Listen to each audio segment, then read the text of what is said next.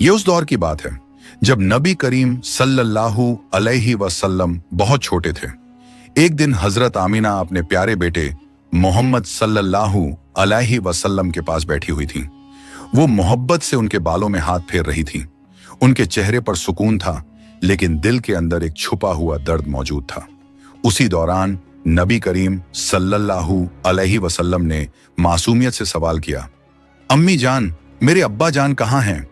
ये सवाल सुनकर हजरत आमिना कुछ लम्हों के लिए खामोश हो गईं। फिर सब्र के साथ मुस्कुराई और नम आंखों से कहा, बेटा, तुम्हारे वालिद एक लंबे सफर पर जा चुके हैं। वो ऐसे मकाम पर गए हैं जहां से कोई वापस नहीं आता। वो तुम्हारे रब के पास चले गए हैं।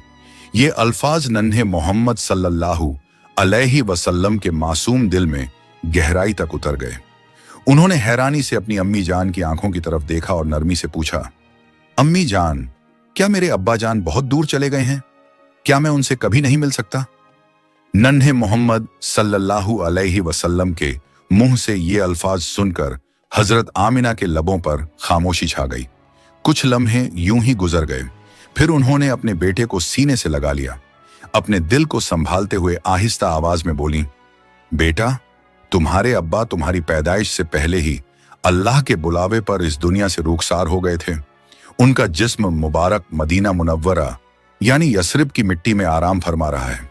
मोहम्मद सल्लल्लाहु अलैहि वसल्लम खामोशी से ये सब सुनते रहे। वो अभी बहुत छोटे थे, लेकिन उनका दिल इतना जरूर समझ चुका था कि उनके वालिद अब इस दुनिया में नहीं हैं।